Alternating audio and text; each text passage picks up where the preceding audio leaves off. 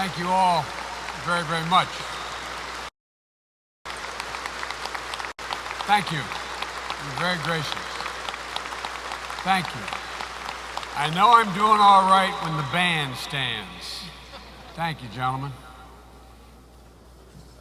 You know, I say to the parents and grandparents and siblings, you'd think Syracuse would have learned by now.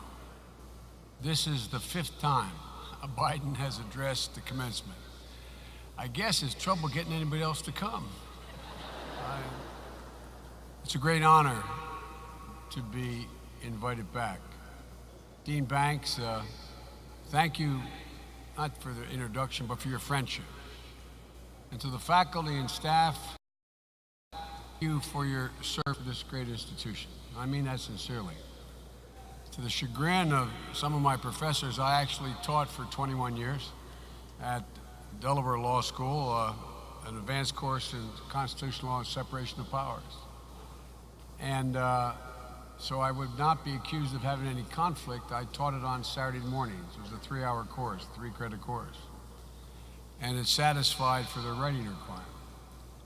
And even though I literally wrote the manuscript because I had some considerable experience in separation of powers, and with the help of Dean Banks as chairman of the both Judiciary and Foreign Relations Committee, there wasn't a single class I taught, and I did it for 19 years, that I didn't spend 3 hours preparing, either the night before or up early in that morning. So my wife's a professor. She is a doctor at, she has her doctorate. She teaches at a community college, and I took the job thinking that maybe I wasn't going to, and this was 20 years ago, and I might want to teach. But I realized you really have to work, and my day job was better. But thank you for your dedication. I really mean it. I genuinely mean it. And the class of 2016, before I talk about you guys, I want to talk a little bit about those folks behind you. Be nice to them. You may need them to pay off your college, your law school loans. You may need their help. The parents and grandparents and spouses, all who helped, it is an enormous sacrifice, an enormous cost to get a graduate degree at any institution, a law degree at any institution. And I know you all believe today that whatever part you played in that effort was worth it. Because as my dad would say, who never went to college, I'd ask him all the time why he thought it was so important I get a college degree and a law degree. He said, because they could never take it from you. I never fully understood that until I got older and realized what my father said, which was what you've learned, what you know, both equips you, but also prevents you from rationalizing about things you might otherwise want to do that are easier.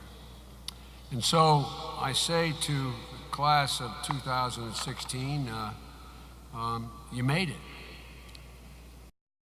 11 of winter and 2 fall and 2 weeks of spring.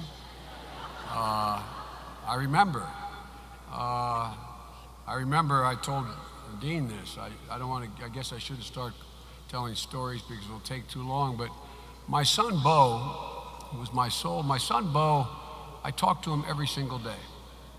And he called me his senior year. It was April the 13th. I used to always brag tell my kids a story about the blizzard of '66.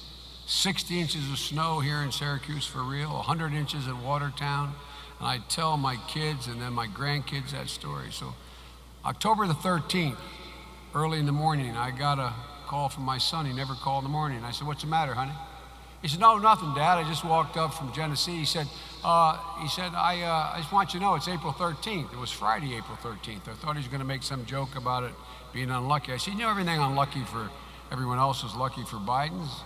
And he said, "Yeah, Dad," but he said, "It's April 13th. They just announced, I'm in the law school lounge, 13 inches of snow has fallen today." And then he said, and they announced, Dad, that more snow has fallen this year than any time in recorded history. I think it was 198 inches. Don't hold me to the number. And then he said, "Dad, I now own the snow stories. So not only did you make it through the winter, you climbed out of the dungeon into the Dineen Hall. You actually have sunlight. No more Wheel of Terror.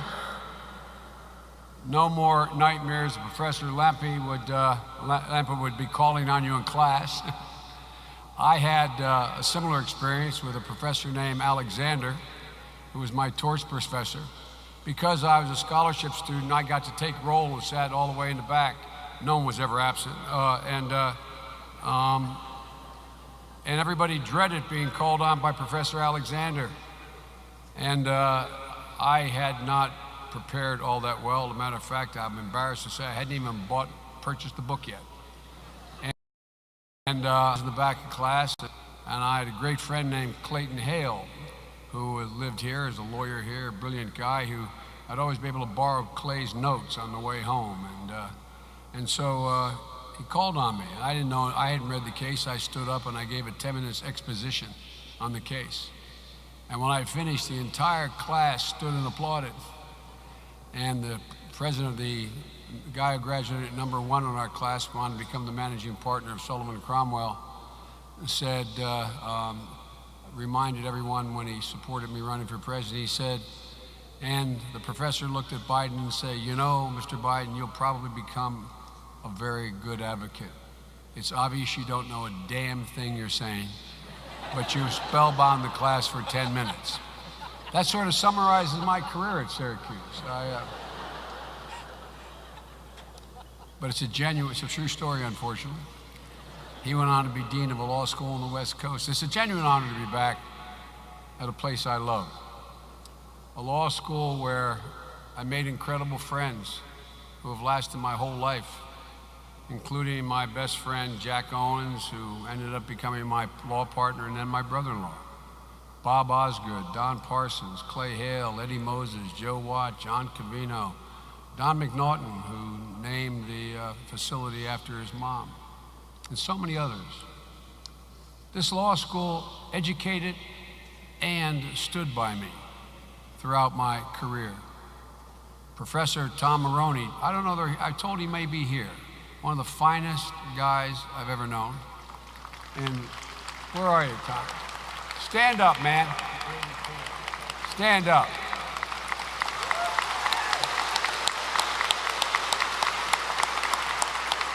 Professor's not only a man of great integrity, he convinced me that I could be whatever I wanted to be.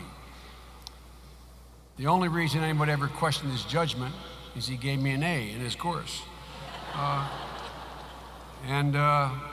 Guys like Sam Donnelly, who taught here for 42 years or 44 years, who we lost last year, a Dean Karras, a Dean Miller, too many others to mention.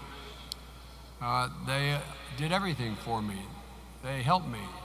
Dean Miller's, they helped me get my first job in the law. I'll never forget the concluding line in Dean Miller's recommendation letter he wrote to me. I'm serious. It said, "You will be indeed fortunate if you get Mr. Biden to work for you." He never lied.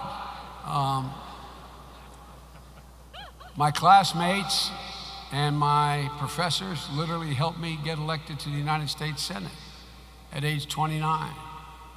I was not able to be sworn in until legally 13 days later. This school, this law school, my faculty, my friends, embraced me with open arms when 6 weeks later, after being elected, my wife and daughter were killed when a tractor trailer broadsided them, and my 2 sons were not expected to live. They were with me. When I announced I wasn't going to be sworn in, 2 of my professors came to see me, encouraging me, telling me there are only 1,720 people in American history who had ever been elected to the United States Senate, and I had an obligation to my wife and my family because they worked so hard. The fact is that when I launched my first presidential bid in 1988, a number of my colleagues and a couple of professors actually drove to Wilmington and got on the train and rode with me to they were there with my announcement as I announced in Wilmington, and rode with me to Washington as I announced on the national stage as well. They embraced me. And they embraced me when I lost, as if I had won. As if I had won. They supported me in 7 winning campaigns for the United States Senate, and 2 as vice president. The type of loyalty that this school has extended to me is truly rare and genuinely welcoming. It was the same for my son, Bo, who loves Syracuse as well. You embraced him when he enrolled here, not as a senator's son, but as Bo Biden on his own terms. You prepared him to be a great lawyer, which he was, and a young attorney general, 2 terms. He made great friends here as I did. George, the 2 Chris's, Andy, Joe, Lisa, Marie, Natalie. Actually, he had an advantage over me. Half his class, like this class, was women. We only had 1 woman in our graduating class. And the profession is so much better off now. The bench is so much more competent now. And the school is so much better now.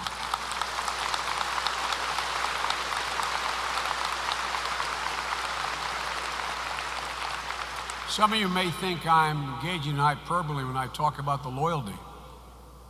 But Bo's friends were there when, as a sitting attorney general, he sought an exception to be able to go with his National Guard unit to Iraq.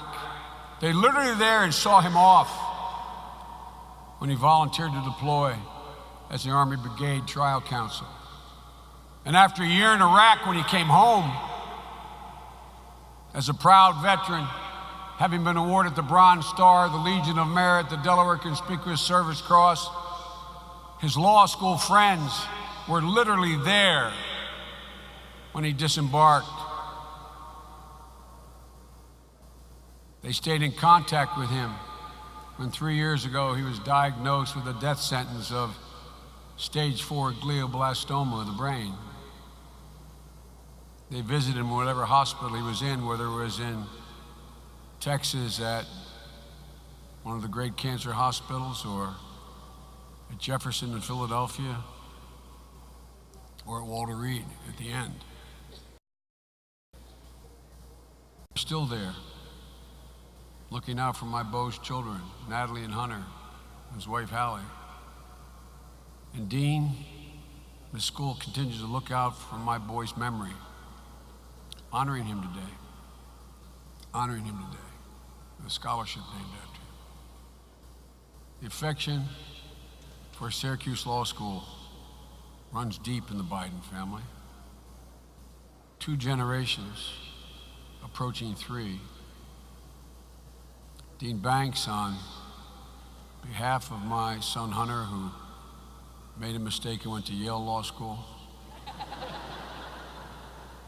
my daughter Ashley, my wife Jill, Bo's wife Hallie, his children Natalie and Hunter, we are indebted to Syracuse, not only for the support, but the affection it's shown and continues to show to my Bo. It would mean a lot to Bo knowing that a deserving student will be able to attend this great law school on a scholarship that has his name attached to it. And those of you who knew him in the audience know I mean that. He would have been proud. He was a good man. He was the finest person I've ever known in my life. The class of 2016, you're a remarkable class. The best of your generation in a remarkable generation. Again, that's not hyperbole. Your generation is the most tolerant, generation ever.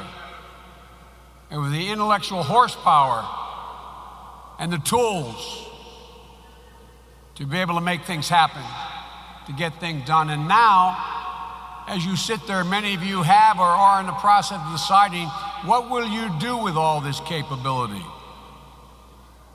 Like all of you, when I graduated, I felt a similar pressure. What will I do? But the script was written: find the best job with the most prestigious law firm you can. Be in a position to advance, to make good money, become a partner. That's what I did. I landed a job because of the help of my professors with one of the most prestigious law firms in my state, one of the oldest in my state. But the problem was, as I strode across the stage in 1968, the world had changed. Dr. King had been assassinated. There were riots throughout America. A significant part of my hometown of Wilmington, Delaware, was burned to the ground. We became the only city since Reconstruction to be occupied by the military for 9 months. The National Guard in every corner with drawn bayonets. State troopers patrolling the neighborhood, not city cops. And I was home with a prestigious job. Because wasn't that what I was supposed to do? Wasn't that what I expected to do? But 6 months later, I realized that wasn't what I was supposed to do. And to the surprise of the senior partners of my law firm, I walked out of a federal courtroom, catty-corner across what they call Rodney Square, the center of town, into the basement of the building on the far corner, and I walked into the public defender's office. And I asked for a job. Remember the guy directing the office, and his name was Franny Kearns. He said, "Aren't you with?" And I said, "Yes." He said, "You're making a big mistake." But like many of your parents, I was lucky just in time. I learned early on what I wanted to do, what made me the happiest. Family, faith, being engaged in the public affairs that gripped my generation when I graduated. The civil rights movement, the environmental movement, the women's movement, ending a bitterly divisive war in Vietnam. Now it's your turn. It's your time. Time to attempt to find that sweet spot where success and happiness intersect. And it's not easy.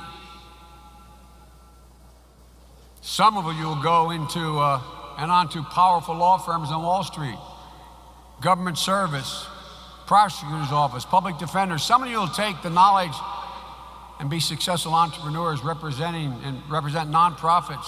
Some of you will serve in the military. Some of you will go back to your home countries and risk your lives for the rule of law.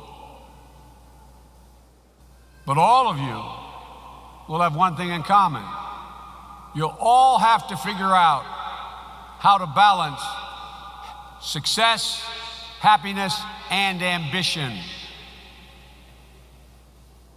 I've met an awful lot of successful people. I've literally met every major world leader in the last 42 years. Personally met them. So many others. People who by any standard are considered success. But I've observed, as I've gotten to know many of them, a significant number of them are not happy. I've worked with 8 presidents. Only 13 senators have served longer than me in the entirety of American history. Industry leaders. the Sicons of Silicon Valley, high-powered lawyers, doctors, nurses, teachers, social workers. And I made several basic observations that I hope will help you. Those who I observed who achieved both success and happiness, those who balanced life and career, those who found purpose and fulfillment, they all understood that there's no silver bullet, no single formula, no reductive list. They all seem to understand that success and happiness do not result from a single thing. They result from an accumulation of thousands of little things with the common feature that they built their character. First, the successful and happy people I've come to know understand that a good life at its core is about being personal, being engaged. It's being there for a friend or colleague when they sustain an injury in an accident, remembering to congratulate them on a marriage or birth, being available to them as they're going through personal loss or failure. It's about loving somebody more than you love yourself. It seems to all get down to personal. That's the stuff that fosters relationships and the only stuff that breeds trust in everything you do in life. The way you earn trust. And I mean earn trust. So try to look beyond the caricature of a person. Resist the temptation to ascribe motive, because the truth is you never know a person's motive. And if you ascribe motive, it makes it incredibly difficult in ever establish a relationship. It gets in the way. Resist the temptation to let network be a verb that saps the personal away, that blinds you to the person right in front of you, their hopes, their fears, their burdens. Build real relationships, even with people with whom you vehemently disagree. I promise you will not only be happier for it, you will be more successful.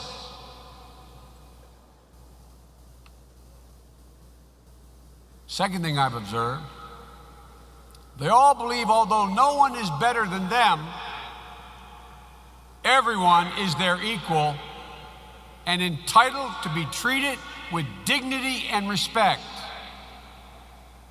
regardless of their academic or social backgrounds.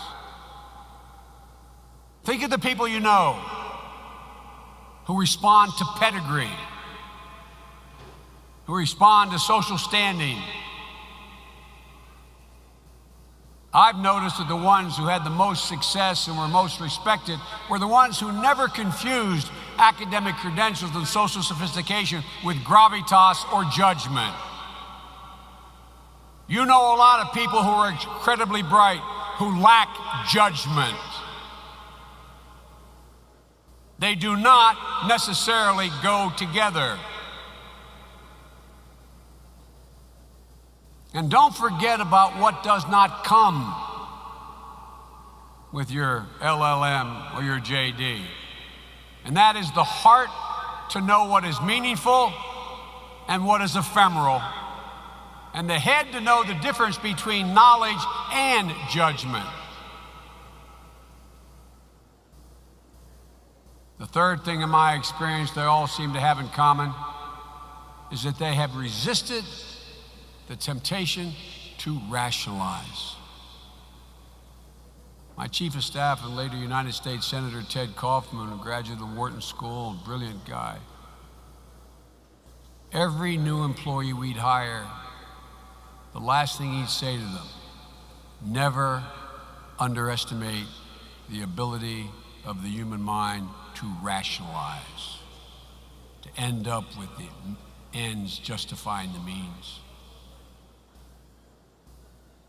Ladies and gentlemen, I've seen, as your parents have and you have, so many people rationalize in the name of ambition. Her birthday really doesn't matter that much to her. This business trip is really important. It'll be better for both of us.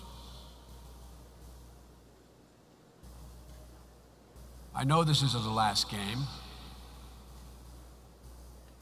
but in order to make it, I'd have to take a red eye back, and he'll understand. We can always take that vacation another time, the one I promised and we planned for 6 months, because I have an important project to finish. You know it. You do it. Some of you have seen your parents do it.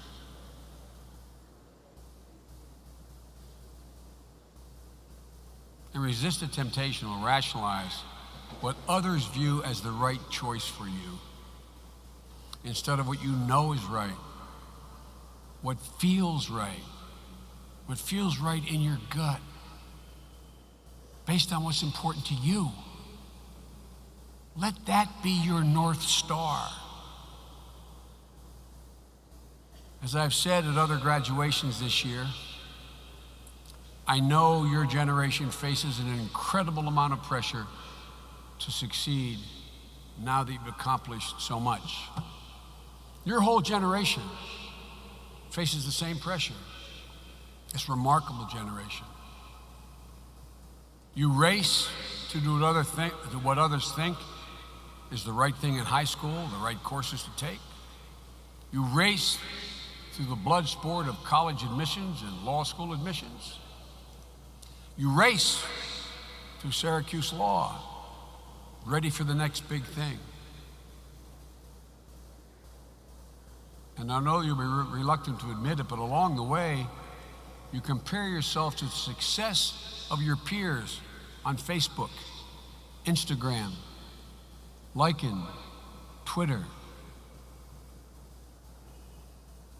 Today, some of you may have found that you've slipped into that self-referential bubble that validates certain choices.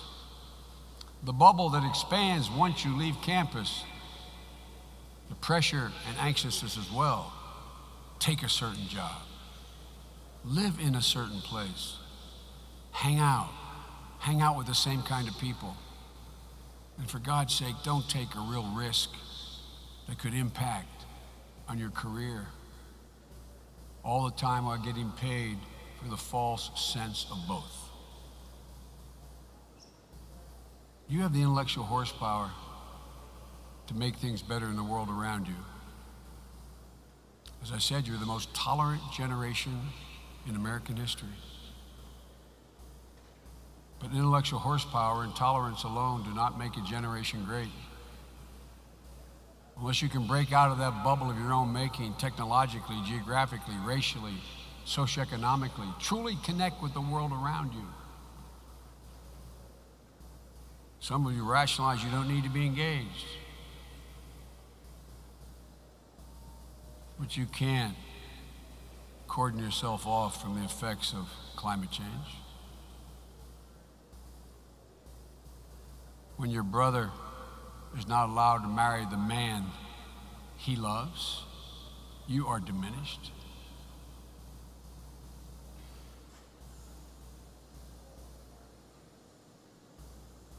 You know, I think, and I'm not just saying this, I think my son Bo said it best when he was the commencement speaker here as Attorney General in 2011. He said, and I quote, "Be the guardians of a more complicated truth. That means are as important and sometimes even more important than the ends." He went on to say, "You will be lawyers in your profession, but now, knowing what you know, you will also be leaders in your communities and among your friends and families. In those more private, yet equally challenging courtrooms, you will face a similar cycle of testing and retesting. You know on to say, and you will find peace when there are certain rules that you conclude are not malleable. Your conscience, for one. Your conscience should not be malleable. Your values, for another. They are your means. And along with learning, you now possess these and other things that will guide you. End of quote. He believed, as I do, that you can find balance between ambition and what's really important. You can do both. You can absolutely succeed in life without ever sacrificing your ideals or your commitments to others and family. Heed the words of Justice Brandeis, who wrote, "We are not won by arguments that we can analyze, but by tone and temper, by manner, which is man himself." I have had over 1,000 young lawyers work for me. At one point, I had 57 lawyers working for me, 21 of whom graduated 1 or 2 in their class from the best law schools in America. But there was a difference. There was a difference. They were all ambitious. But some rationalized a lot. For if you work in the service of what matters to you, as Bo said, if you're guardians of the more complicated truth, not only society, but you will be better off for it. I'm not asking for any great sacrifice. I'm not asking for sackcloth, ashes, not making money. You can do both, and we'll all be better off. My wish for you, the graduating class of 2016, is that you're both successful, but even more importantly, that you're happy in the pursuit of your ambition. Congratulations, class of 2016. I'm proud of you. I'm proud to stand among you as fellow alums. May God bless you, and may God protect our troops. Thank you.